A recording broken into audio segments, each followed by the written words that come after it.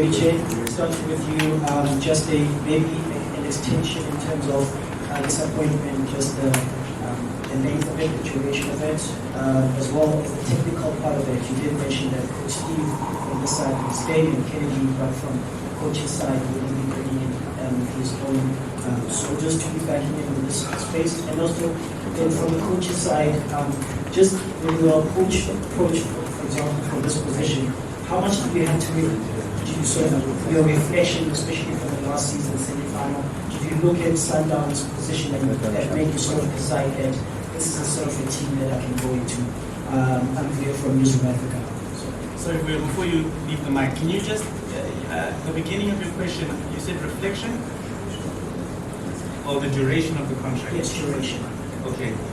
What I will do is I'll definitely speak to a few of the details, but as a general principle, we don't like to discuss the contract matters, pay, duration in the public, but definitely in terms of the reasons as to why we brought a coach like Miguel to Mamelodi Sundowns is he has a long history of being with very, very good football clubs. He's traveled across the world and he's learned so much throughout his journey, and his experience is proven by how he took Esperance to the Champions League final last year. He's also a person, like he said, we had some discussions previously prior to his arrival at the football club. He said it, he's a man for the people, he's a man who wants to relate with players and connect minds and bodies, or hearts and bodies, as he says. And that's very exciting for us because we see ourselves as a football club that's very ambitious and aspirational. And the players that are part of our team, they have dreams, and they all want to be the best possible people and players that they can be. And we believe that with Coach Miguel, he'll unlock that ability, and we'll see the best of the team in the coming months. Before we take the next question, there were comments. Your question is really an interesting question, because obviously when I arrived in Africa, and I had that on mind already in Portugal regarding what is Mamelodi Sundowns and its identity, its particularities. And it was clear for me when I arrived in Africa, in Esperance, because everybody spoke a lot about Sundowns. And it was so clear for me regarding the structure of the club, the leadership of the club, the style of game that the club wants to develop, and how organized and structured it is, that having the chance one day to enter a club like this, it will become an objective and not a dream. Obviously, I never work thinking about the future, I work about the present, and I'm very honest on that. But when there was a possibility of starting speaking with the club, that obviously became an objective for me. So I did my best in order to reach this agreement and be here today, because it's a privilege indeed to enter a club that fights to win, and we coaches, we depend on the real possibility of winning. I had also other opportunities of work where I could not fight to win, because the teams had not the level to win. And when you have the chance, you also express your own potential. So I'm here also to continue to express my potential and pass that for the players so that I can highlight them, make them better, make the team better also, and develop the club throughout the results and obviously the development of the players and the development of the team. So I think we have a clear understanding of each other. So my objectives, they come completely in according to the way the club positions itself. And this made the things quite simple from a certain moment because of that, I believe. Obviously, you part of the decision process at the club. The previous coach that just left is on top of the table, and as the chairman mentioned, there was obviously certain things that were not met that while there was a change. But obviously, with the club on top of the table, there's very high ambitions from this club. So, is there a clear mandate now for Coach Miguel that needs to go out and win the Champions League, win the league, and be competitive? The club will come, because obviously it's unrealistic to win the club. So. Thanks, Lorenz, for the question. First, the mandate for any head coach of Mamelodi Sundowns is very clear.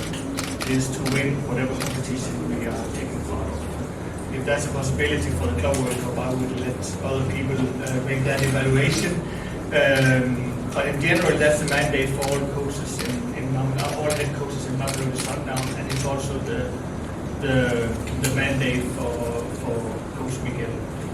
And then I will say, when it comes to the past and things, I work very, very clearly on a specific model that I call a DPS model. I don't know if you have heard about it before, but a DPS strength is not where it has been, and it's not necessarily where it needs to go. It is that it knows exactly where it is. And you always have to know, as a leader, you always know exactly where you are at that particular moment, because then you also know where you're going and how you are going to get there. And that has been the decision made by the board and by the family. Of course, we all support that, and are all sure that we have taken the right steps to take Mamelodi Sundowns to even higher level than you have seen before. And that's what we trust in and what we believe in. Chairman, I think twice Coach Mangoba was appointed, and twice midway through the season he was let go. Romain Pauls as well comes in before the season is done, he's let go. What does this say about the decision making at the top, and what does it speak to, in terms of the long-term vision of the club? Is it to say you were wrong in the decision that you made at the beginning of the season to appoint the two? And also, Sundowns has never been this, ruthless, for lack of a better way, to just make this kind of decisions. So, what is the root cause? What is behind this kind of decisions? Is it the wanting to win the Champions League or wanting to just remain dominant? Thank you very much for the question. Am I audible? You guys can hear me? So, I think to your first question around how we made the decision at this point, we must maybe go back to the start of the season. And the truth is, we wanted to make sure that we gave this coaching team that was led by Coach Mangoba and Wendell the opportunity to start the season and see what they could do with the current crop of players. There's a history that they have with the football club, and they understood a lot about the team and the players. As I said before, we also have a commitment as a family to develop African and South African coaches. So when the opportunity came at the start of the season to hire a different coach or to try this project again, we understood what we had and who we were working with, and we wanted to give them that chance. Subsequently, the season started, and as I mentioned before, the team wasn't reaching the heights that we had hoped and that the board had expected. And rather than let matters deteriorate and maybe even have two coaches who were really well loved and still are by our supporters and by our club, we decided let's stop now. And they have a wonderful history with the football club already, and we decided also to make sure that this change happened now, so that we could position ourselves as we close this year to be in a stronger position looking forward to 2025 and on. Around your question around the what did you say, ruthless? Mamelodi Sundowns is definitely a club that has high aspirations. We want the best for ourselves and we want the best for our supporters. But you also have to sometimes take into consideration where you are and where you want to be. We had the coaches with us, as I said before, for a very long time. We were disappointed that Coach Romain was only with us for a short while, but he was part of that team that started the season with us. So we are not necessarily the type of club that wants to change all the time, and history has proven that we've kept our coaches for a very long time. We want to say ruthless, these coaches have been with us in various departments and various parts of the club, like I said, over 2 decades. So it was about the club needing change. And we hope that this is going to bring a lot of new energy and allow us to shift into that new chapter of success. To the top table, I mean, this looks like it's a move that was long waiting to happen. I'm not sure whether it's the chairman or the sporting director is going to answer it. How long did it take to pursue the coach to bring him on board? And looking at this, where the Sundowns fans are, if I may speak for the fans, not that I'm one, but I'm just saying they were lacking the certainty that Sundowns fans always had. What would be the club saying to them, knowing very well that they are uncertain at this stage and they just lost to an unknown Miguel, all the uncertainty within the fan circles? What would you say to the fans and looking at where they are emotionally as well? I think there's two parts to your question. Yes. I mean, maybe Flemming, you want to talk to the first part? Yeah. When it comes to hiring key personnel in a professional football club or a company, it's always an ongoing process. So meaning there is talks, discussion with several different people all the time, because it's a part of the job. It is to be clear on how is the market, what's the availabilities, what are we looking, where are we going? Again, the DPS model, very, very important. Where are we now and where do we want to go? So it's you can very, very rarely say that there's a certain date where something starts when it comes to this. It's often ongoing processes. There's no doubt that now the rain came, and I know Miguel was very happy about the rain last year when Esperance played here. Because that definitely broke the game, where we were under control in that game. But things like this are ongoing and can happen for various different reasons. You can have connections, you can have recommendations, you can have played against the coach, like also it is with players. It's always ongoing processes, these things. So when things start, it's actually very complicated to put an exact date on. But we have had a mutual interest from the start of our talks. So convincing is not the right word. We have had a mutual interest from the start, both. So we didn't need to convince. We didn't need to be convinced. That is very, very clear from the start, and that's why we're very happy with our decision. I think we as a football club, we know who we are and we know what our goals are and what we have to expect of ourselves. The supporters have always been a very special and an important part of our success. When they sing, when they play the drums in the stadium, it's the rhythm that keeps us going and makes us as players confident. So we just want to encourage them, starting this Sunday, to join us in this new chapter, join us on this new journey that we're all going to be taking together.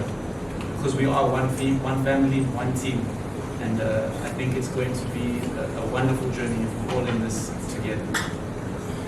Chairman, you from Far Coast, greetings. Coach, how would you describe the philosophy of the coach? And I'm sure you've obviously had a look at the club. When you look at the players that are in the club, do they fit into your philosophy as a coach? Very, very interesting question. Thank you very much. Obviously, that I knew already the team. We had to study it very deeply last year to face the two games of the semi-final of the Champions League. Only with that deep study we were capable to overcome the difficulties that we had. And that's part of the job of a coach, to be updated also on the best teams in Africa, in the world even, for the patterns of the development of the game itself. But or to enter the job, there was another moment of preparation where we studied not only what was happening, because that was the most important part, what was happening now during this season with the team, how the team was playing, and also understanding obviously the players deeply by themselves, what are their capacities. So we had to study the team and the players, and it's obvious and clear that the players we have, as they are technically well developed, they suit the game of a coach that wants to impose himself on the games. because this is the base to have quality players. I struggled a lot to impose myself in other contexts where the quality could not sustain what indeed I wanted to continue going on. And that's what I want. I want a team that can control the games. And control the games, it means that the team must be solid in all the 4 moments of the game. Must understand very well what to do with the ball, obviously, but as I have in mind and clear, you have to have the ball to move, not the ball, but the opponent, in order to find the right spaces to attack those spaces. I know there are, obviously, when teams play against Sundowns, we really need to understand this question of the spaces. Where are the spaces? How we should create, how we should utilize and use the spaces that are in the game. So having control of the game has also to do with being very aggressive in the moment you lose the ball. Because as much as you control the game, or as much you are aggressive, there's a moment where you're going to lose the ball. And you need in that moment to be very, very strong. I think it's a moment that the team needs to grow a lot. And for that, you need to have a huge solidarity among the players. Because I prefer the players to run for 3-4 seconds and make an effort to recover the ball immediately, rather than counting down, reorganize and defend to win the ball and then having to go forward again. And I think that moment can give us a lot in the future. So that's one of the things we'll have to work from the very first day. So, and we have players for that, because we have players with that mentality that need to be probably stimulated in order to put going on. They need to be closer to each other for that moment. And that comes from the offensive organization. After, obviously, when we play high level difficulty games, the other team has also quality to go in attack, so to get out of our pressure and take the ball in the spaces that we'll have obviously to be, because the pitch has a huge dimensions. And in that moment we need to continue to press the ball and reorganize through that to the moment we are in defense. That has to do that we need to be strong on rest defense, and then we need to be good on reorganize ourselves. And that is also solidarity and commitment. Because there will be no player more important than the team with me, believe me, no one. Because we make the task as a group, and we understand that we have quality, but we put the quality together going on, because football is a collective sport, not an individual sport. It's not A plus B plus C plus D, or number 1 plus number 2, number 3. It's how we can be together. And the difficulties will come, and we'll overcome them when we'll be together. So having a good defensive organization is part of football. There's a moment we need to have a good defensive organization. And for that we need to understand we need to be solid, we need to be organized, we need to be collective. That has nothing to do with being a defensive coach or an offensive coach. It has to do to understand that to win trophies in the tough games, that will come, it will be highlighted by the game itself. And or you are up to the challenge, or you will lose. Because good teams, they will use this moment to make you hard.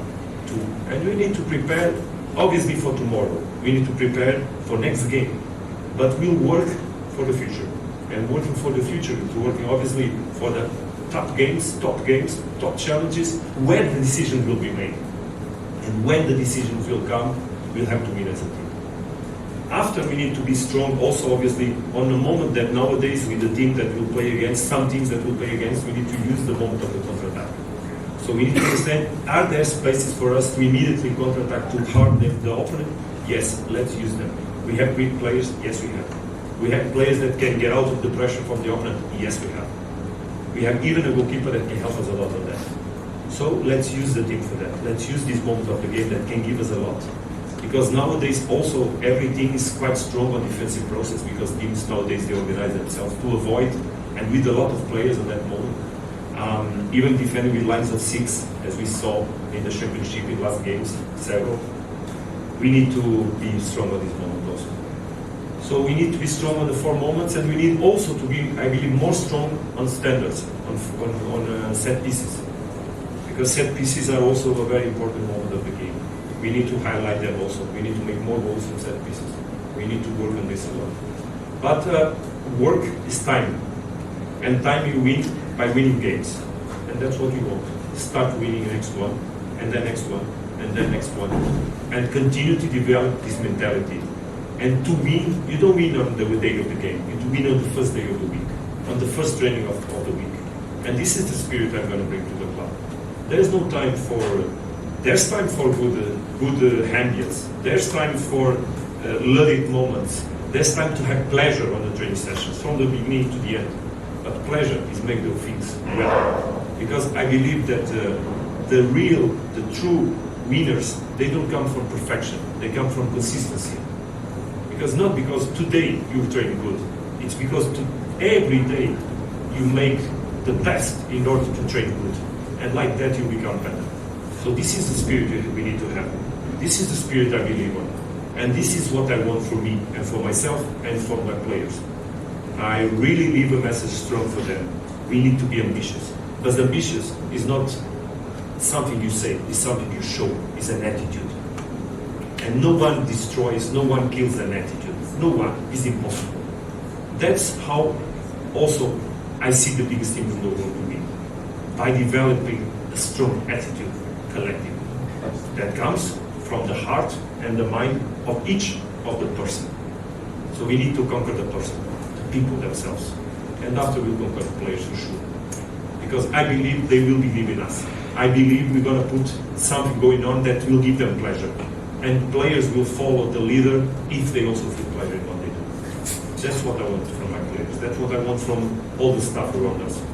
That the spirit that I heard from the first moment I started speaking with Sundowns, that I felt when I was on the other side.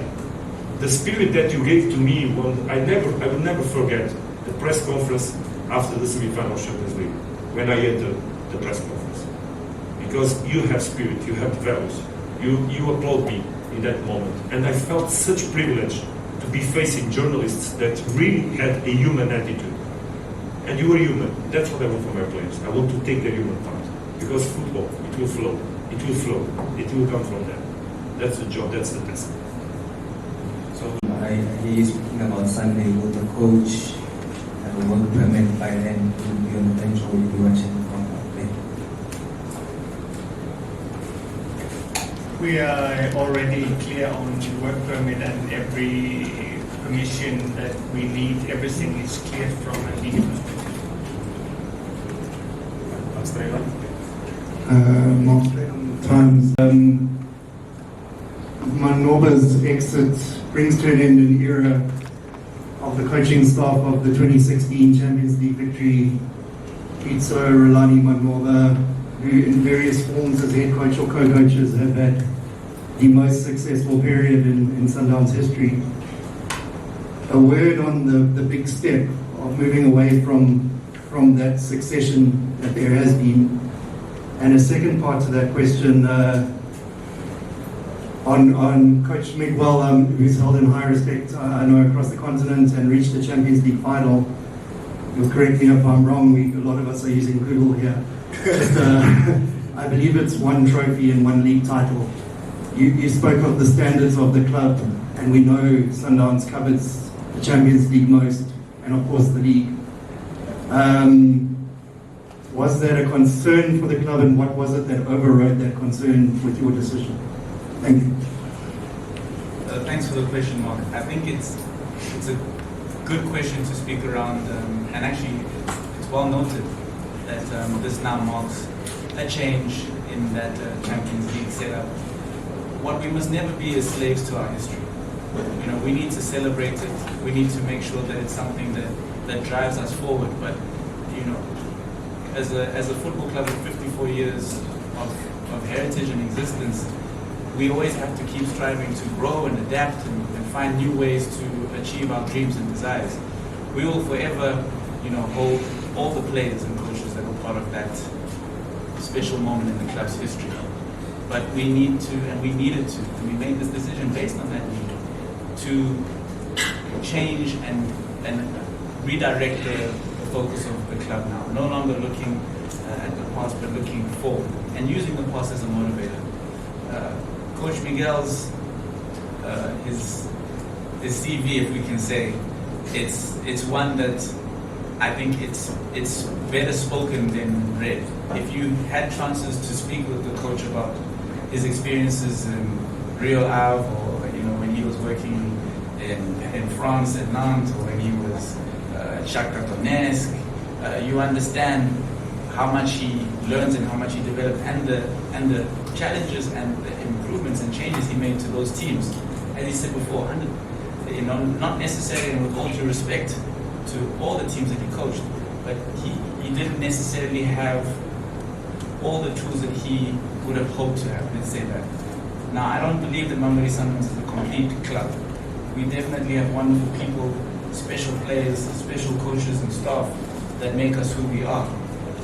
But we also see ourselves as an opportunity in the club that he can achieve greater success with. The one title, I mean, nobody wants to speak about other coaches, but when Jurgen Klopp arrived at Liverpool, he didn't have the most, decorated CV, and now he leaves the club as a legend.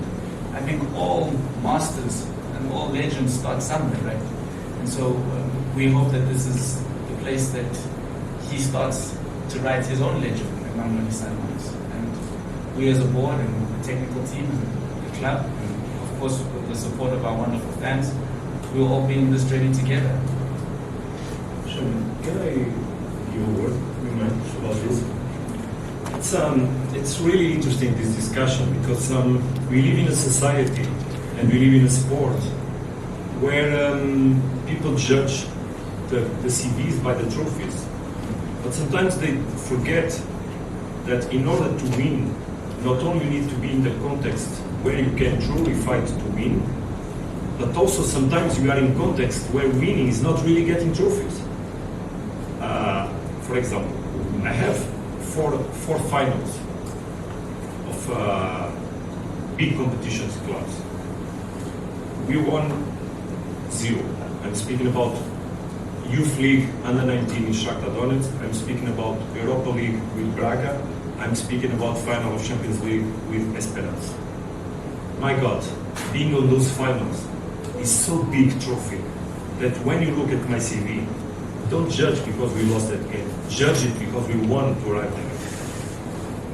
For you, probably to be here, there are many, many journalists that didn't arrive on it where we are.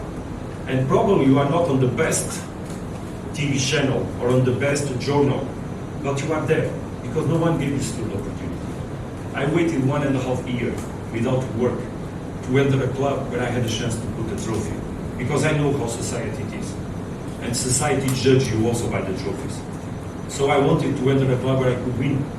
And when I entered, I succeeded. And I won. I was champion of Tunisia in the moment. And the club was not in the position of winning that moment. It was really struggling, even to get out of this group stage of Champions League. And we made it, because we believed and we prepared ourselves. So when you judge a club, you judge a coach, you judge by a lot of things. By how many players he developed when he was in Shakhtar Donetsk, and nowadays there are international players playing the best clubs in the world. Mudric, Zinchenko, Kovalenko. This is also tests that I had in previous clubs. Beating records doesn't mean you won. I beat records in League One and I won nothing. I beat records on the Champions League with Esperance and I won nothing on the Champions League. And we beat records. And already this season we made the highest result in a group in a match in Champions League by 8-0 that we did on the qualification match. So this is also work of a coach. And here it's another level. We need to win to mark. That's what we're gonna do. That's what we're gonna do. Against Raja, what do the next few days look like, and how do you then approach a team like Raja in these competitions? Sorry, coach. The Club Champions League staff, we have a press conference on Friday. And you can take part of it, but not everything. So the next few days before Friday, what does it look like? Next few days, exciting days. Obviously full of work, but that's what drives us. That's what really excited us. It's the sensation of football that gives you every day a lot of energy. So today I called my family in the morning. I said, let's speak now because maybe you have no time for on the day. So obviously there are compromises you need to have. But this is what really excites me and all the staff. This is really what excites us. Working on the edge and making fall on the right side. That's what we're going to do. That's what we're going to do. With excitement, with enthusiasm, with the right spirit, with the right ambition, full of energy. We had the opportunity to be with our families during 1 month. So we are at the right moment to do the test and to do the job. That's it. Quick thing. I see you have kept the Makalaya, who is taking baby steps in his coaching career, and also Coach Steve, somebody who is highly respected in our country. Just the significance of having local people, local knowledge as part of our technical team, because we see quite often foreigners going to a country and they discuss the local people, how you can trust them and that kind of thing. Just the significance of having them there as part of our technical team. And also to Flemming, how much of a personal responsibility do you take for the failed coaching on our project? Because in the last one project, we also saw it. Any regrets and that kind of thing? Should I ask first? Okay, so first of all, I feel very happy with the staff I have. It was a common decision to keep Steve Campella and Kennedy with us. I need to absorb as quick as possible. Not only there, because they can help us by the quality of their work, by the experience they have, but also by the fact that they are locals and they can give us the insights that obviously we need. So there were a couple of factors that made them be among what we need today. It was a decision that really we shared. It was not imposed, otherwise I could not speak and say this in front of you. It was my also decision to really absorb them, because I felt that can be key. But not only them. So I'll also work with all the part of the physical performance department. I'll work together with Matthias and Sendisu that work already here in the club.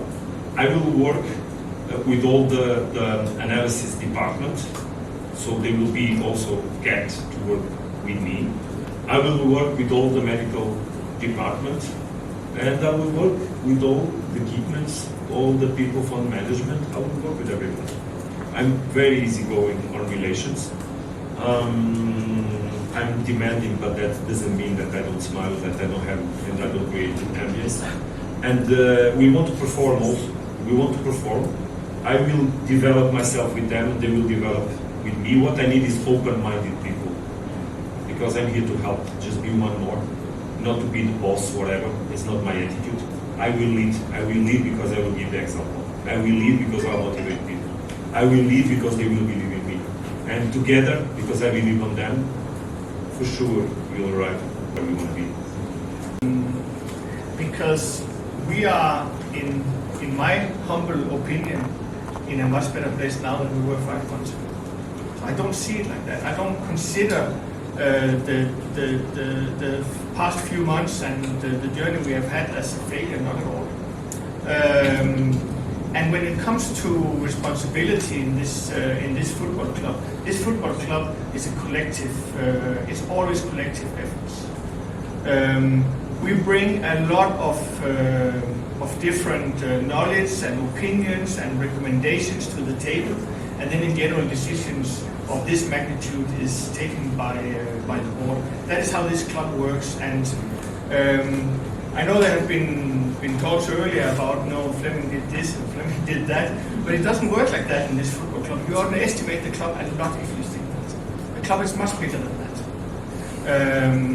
So I take definitely all the responsibility that I can, but the most important for me to say here is that I will not buy the narrative of failure, not at all. As it was said, we are not in a bad moment at all. We are actually in a pretty okay moment. But again, I will refer to the DPS model. It's about what was right at that time is not necessarily what is right now. And we always have to look at the key success for a company or for a football club is always to find out when will the curve start going down, and then act before it happens. The investments have to happen before the curve starts going down, and you cannot be too much too late before it actually is very late.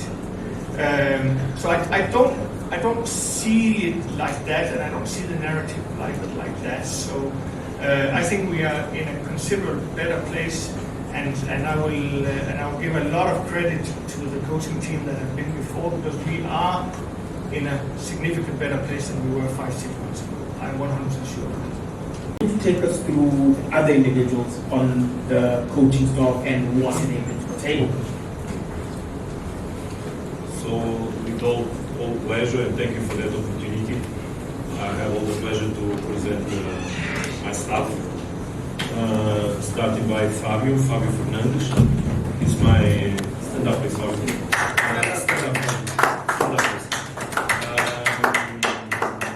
Fabio is a friend. He's a friend that friendship that we developed some time ago when we made the decision to start working together.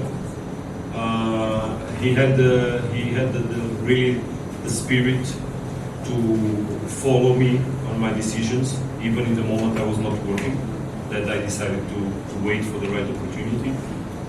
I believe that people here will really like his spirit, like his attitude. He is someone that strives a lot in the matches, that really puts a lot of energy in everything he does. He's a easygoing relation also, so someone that really connects with people. Always smiling, and he's very, very, very qualified in terms of what he does close to me. He's my, let's say, first assistant. He'll be always with me, obviously. He has a large experience in Africa. He played already Tucan with the Burkina Faso national team. He had also clubs experiences in Africa, and that was also important when we arrived last year in Esperance to obviously, as quick as possible, overcome the difficulties we had in. Pedro is someone that also works with me regarding everything that are tasks of a coach in the training sessions. He's a multitask person. He has a lot of experience working in the youth teams of FC Porto, from where a lot of coaches come. And he was on the moment of maturity to give him the opportunity also to enter the highest level. So I took him for Esperance exactly with that purpose. Me, myself, I had 9 years in Porto, and that was a moment that someone gave me the opportunity to move. And in that moment, it was a Portuguese coach that took me to Belenenses. So I knew that Pedro was on the level of maturity to also give a step, and he was also very important with us in last year trip. João Araújo. João is also someone that for many years he was telling me, Miguel, when, but the whens were not happening at the same time.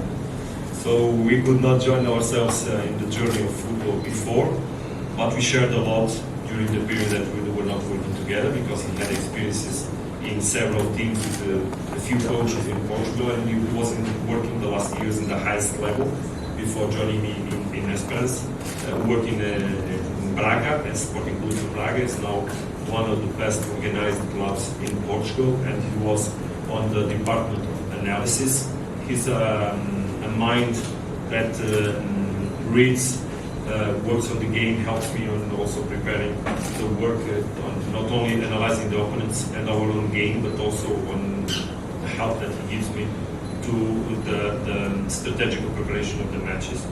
I'm a coach that works in open with all the staff. So I don't, obviously each of them will relate in a different way inside the club in the different departments. But I like to sit and discuss with all the people. I like people to have as quick as possible, and that's my task also.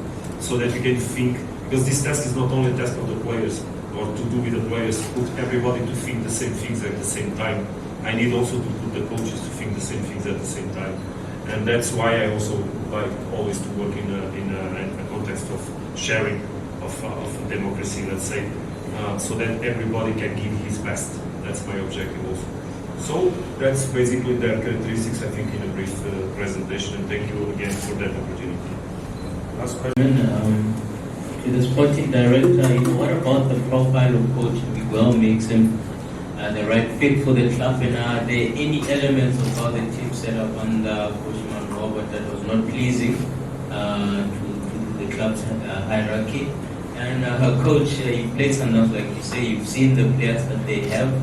Have you seen enough for them to go all the way and emulate the class that had Kennedy and previous captain Tlhopie to go all the way in this competition? Because the previous three coaches that were here won the league and prime.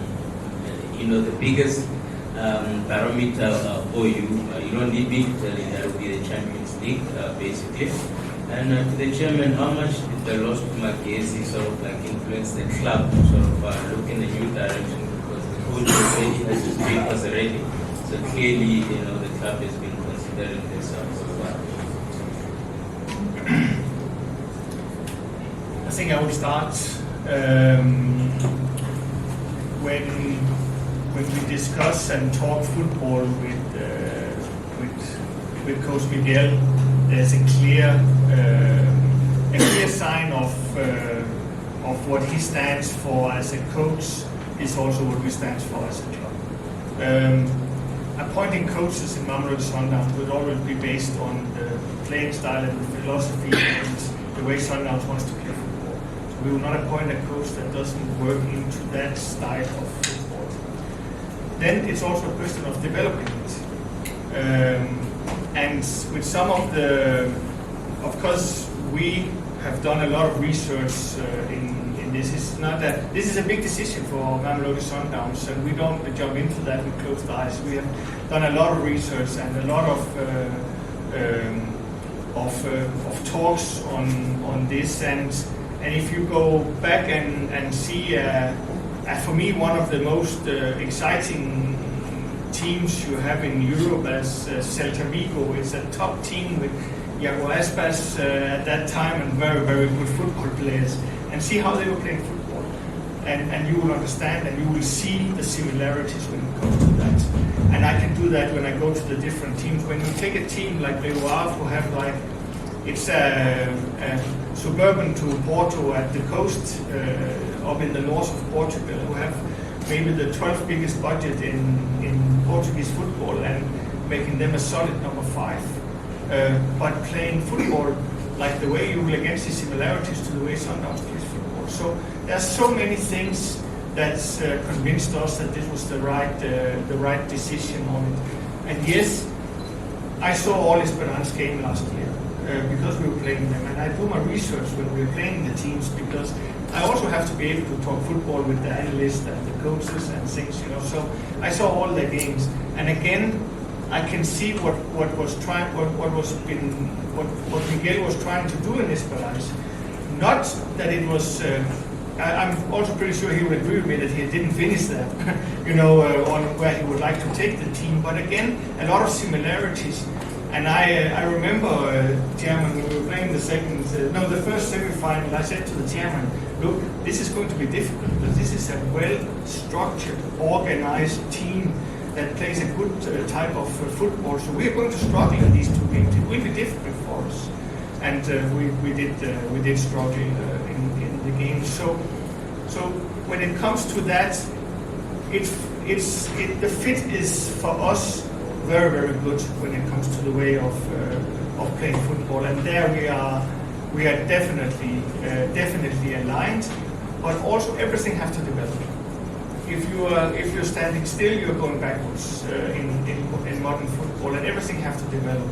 And we are certain that we in Miguel and Joao, Pedro, and Fabio have.